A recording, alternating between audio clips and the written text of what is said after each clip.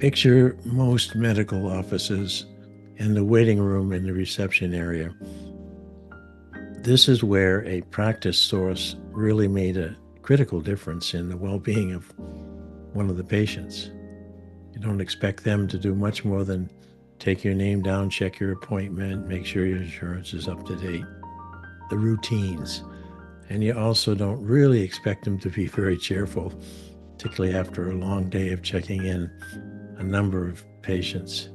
But in this case, Consuela, who was the person checking in Mrs. Jones, took a second look at Mrs. Jones before she just said, "Okay, you're all set, sit over there." She looked carefully at Mrs. Jones because across Mrs. Jones' forehead was a line of perspiration, and this was an air-conditioned waiting room. So, well, something's going on here.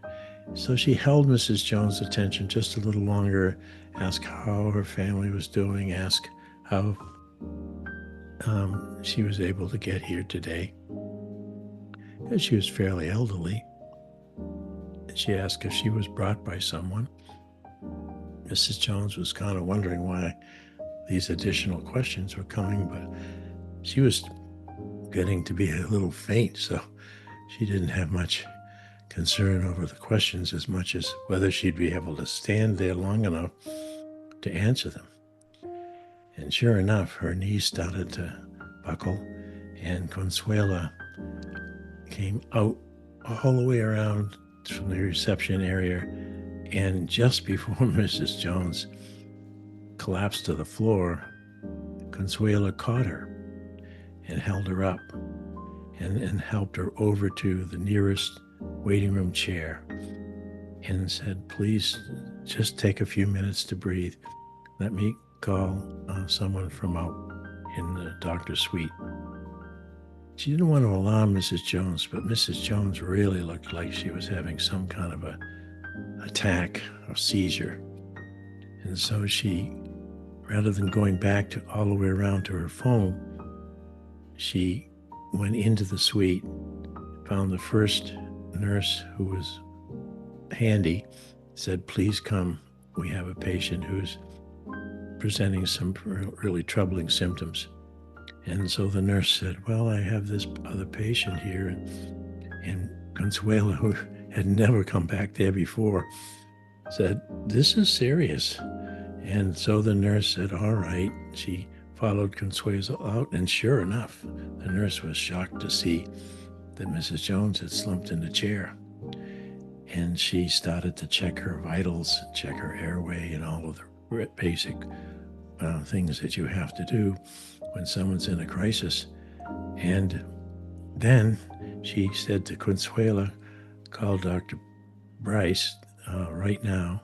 Don't worry if you're interrupting his session with a patient. Just tell him it's an emergency." Consuela ran around, made the call. Dr. Bryce finally came out, but by then Mrs. Jones was really in bad shape. Dr. Bryce checked her pulses and all the ways that he could determine what was going on and said, "This is a 911. Consuela went and called 911, and wasn't too long before they came, but they stayed with Mrs. Jones and tried to keep her comfortable, brought her some water. And then when they came in, they sized up the situation and said, "We need a gurney." And so they brought in a gurney. The other patients in the waiting room were all kind of holding their breath to see what was going on. They put Mrs. Jones on a gurney. And then, this is what's different. Consuela said, "I think I'd like to go with Mrs. Jones. There's no one who accompanied her. She was brought here by a ride service. I'd like to accompany Mrs. Jones. Someone else can cover my desk for the last hour or so." And she did. Consuela got in the ambulance and went to the nearby emergency room with Mrs. Jones, stayed with her, talked with her, held her hand, and the crisis passed, and Mrs. Jones was admitted because she'd had a small stroke, but a serious one. And Consuela had no way to get back. So one of the nurses there said, do you have any way to get back to your office? And Consuela said, no, she said. And so she said, look, I'm almost off shift. Wait about 10 minutes. I'll bring you back. So everyone cooperated. Mrs. Jones survived, and she's back as her old self. Consuela is back at her desk saying, birth date, insurance card, back to her routines again. But it was her empathy and her willingness to work beyond her job description to get the right attention to her potential patient there before the worst happened. That is a practice source.